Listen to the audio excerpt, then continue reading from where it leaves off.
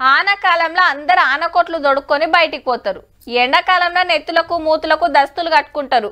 ఇక చలికాలం అయితే గరం కోట్లు లేని అడుగు బయట పెట్టలేని పరిస్థితి ఉంటది. అంతేగాని ఎండాకాలంలో ఆనకోట్లు వేసుకొని తిరుగుతారా? ఆనకాలంలో మూతులకు దస్తులు కట్టుకుంటారా? ఏ గట్లెందుకు చేస్తారు? ఏ కాలంలో ఏం జాగ్రత్తలు తీసుకోవాలనో గవ్వే ఫాలో అవుతారు అని అంటుండ్రులే. కానీ ఏ కాలమైనా అన్ని జాగ్రత్తలు పాటించాలి. ఎందుకో తెలవాలంటే గీ ముచ్చట చూడాలి.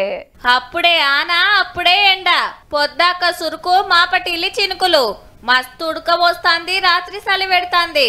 అసలు ఆనాకాలంలో ఆతవర్ణమే అర్థమైతలేదబ్బా.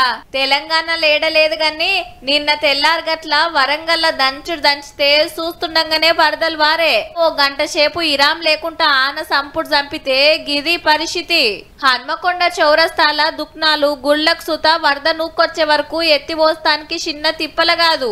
ఎండ ఏడికి ఉడకపోతకు వరంగల్, ఖమ్మం, భద్రాద్రి కొత్తగూడెం, మైబాద్, జనగామ, ములుగు, జయశంకర్, భూపాలపల్లి జిల్లాల్లో పెద్ద ఆనలు పడొచ్చు అంటారు వాతావరణ శాఖ ఆఫీసర్లు. టెంపరేచర్ ఎక్కువ ఉన్న చోట్ల ఈ క్యూములోనింబస్ మేఘాలు ఏర్పడి నార్త్ తెలంగాణ, అలాగే నార్త్ ఈస్ట్ తెలంగాణ, సెంట్రల్ తెలంగాణలోని 1-2 జిల్లాల్లో కూడా భారీ వర్షాలు కూడా పడే అవకాశం అయితే ఉంది. హైదరాబాద్, మెదక్, రామగుండం, రాజేంద్ర నగర్లనేమో ఎండలు. కొత్తగూడెంలో 35 డిగ్రీల ఎండ కొట్టిందట ఆయితారం పూట.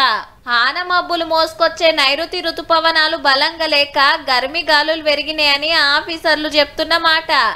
అంత ఆగమాగం చెప్తుర్రేంది అంటుర్రా? ఆవు మరి వాతావరణం అట్లుంది.